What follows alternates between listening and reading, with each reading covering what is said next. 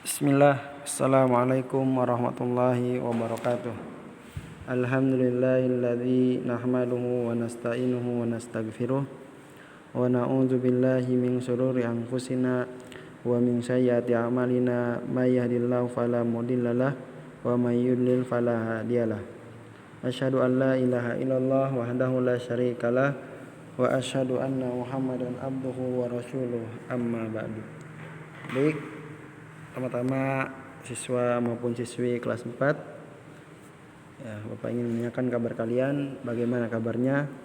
Semoga kalian semuanya dalam keadaan sehat walafiat dan juga dalam lindungan Allah Subhanahu wa taala. Pada kesempatan hari ini kita akan melanjutkan kembali pelajaran fikih ibadah kita, yaitu kita akan membahas tentang masih membahas di pelajaran yang ke-6 masih tentang sholat tarawih ya, tetapi yang akan kita bahas pada hari ini bukan tentang sholat tarawih ya, ada poin-poinnya. Kemarin di pertemuan sebelumnya kita membahas tentang pengertian sholat tarawih dan juga rakaat sholat tarawih. Nah, pada hari ini yang akan kita bahas yaitu tentang waktu dan cara sholat tarawih, kemudian bacaan sholat tarawih, dan yang terakhir tentang keutamaan sholat tarawih. Sebelum kita masuk, Bapak ingin memurojaah kembali. Ada yang masih ingat apa itu sholat tarawih? Ya, sholat tarawih adalah sholat sunnah yang dikerjakan setelah sholat Isya pada bulan Ramadan. Dan sholat tarawih ya kita ketahui hanya dikerjakan pada bulan Ramadan ya, tidak mungkin dikerjakan pada bulan-bulan yang lainnya. Dan mengenai hukumnya apa kemarin? Sunnah ya, baik itu untuk laki-laki maupun untuk perempuan. Kemudian kemarin juga tentang rakaat sholat tarawih. Ya, jadi berapa rakaat sholat tarawih itu? Ya, kemarin dijelaskan dalam hadis Aisyah radhiyallahu anha. Ya, berdasarkan hadis itu ya Rasulullah sholat tarawih 11 rakaat, yaitu 8 rakaat sholat tarawih dan ditambah dengan 3 rakaat sholat witir. Nah, itu saja kita murojahnya. Kemudian kita masuk tentang waktu dan cara sholat tarawih. Ya, salat tarawih dapat dilakukan pada awal malam, yaitu setelah kita mengerjakan salat Isya berjamaah. Dan bisa juga ya kita kerjakan pada pertengahan atau pada akhir malam. Dan adapun waktu yang paling utama adalah pada sepertiga malam terakhir. Nah, itu waktu-waktu tentang ya salat tarawih.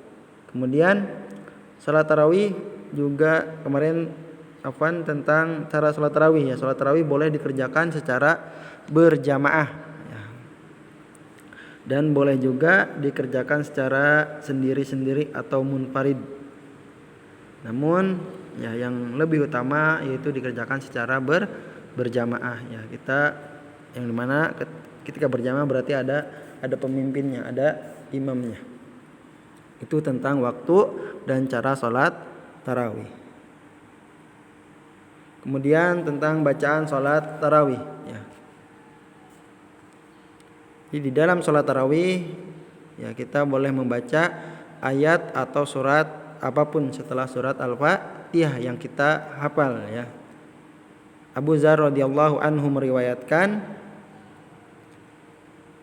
faqama bina hatta khashina ayyafutanal falah. Ya, Rasulullah mengimami sholat tarawih sampai-sampai kami agak khawatir akan terlewat sahur. Nah, jadi hadis ini menunjukkan ya tidak adanya pembatasan di dalam membaca surat ya yang kita baca ketika mengerjakan sholat tarawih. Jadi boleh membaca surat yang pendek ataupun yang panjang sekalipun ya, atau yang kita hafal ya. Itu mengenai tentang bacaannya ya, bacaan sholat tarawih. Jadi terserah kita ya. yang mana yang mau kita baca setelah kita membaca surat Al-Fatihah. Kemudian tentang keutamaan salat tarawih ya. Keutamaan di dalam salat tarawih ya sudah ada ya di dalam hadis yang diriwayatkan oleh Abu Hurairah radhiyallahu anhu ya, pada pertemuan sebelumnya kita sudah bahas ya, yang dimana ya hadisnya yaitu tentang ya man qoma ramadhana imanan wa ihtisaban ghufira lahu ma taqaddama min dambihi ya. Barang siapa ya salat pada malam bulan Ramadan yaitu salat tarawih dengan penuh keimanan dan mengharap ridho Allah, niscaya dosa-dosanya yang lalu akan diampunkan ya. Hadisnya sahih riwayat Bukhari dan Muslim. Ya, jadi ini keutamanya. Jadi ya ketika kita mengerjakannya karena keimanan ya, bukan semata-mata kita mengerjakan sholat tarawih karena ikut-ikut teman atau yang lainnya ya, maka kita tidak akan mendapatkan ya tidak mendapatkan ampunan dari Allah.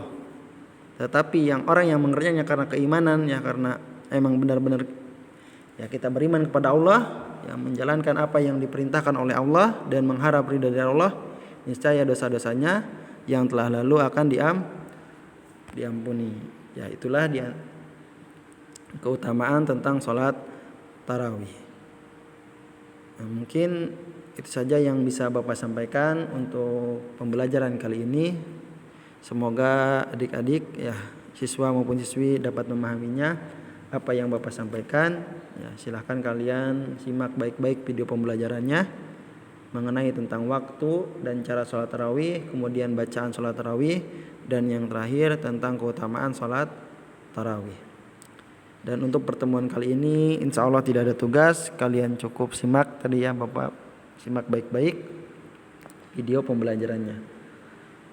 Kita akhiri dengan menutup doa kafatul majlis. Subhanakallahumma wa bihamdika asyhadu an la ilaha illa anta astaghfiruka wa atubu ilaik. Wassalamualaikum warahmatullahi wabarakatuh.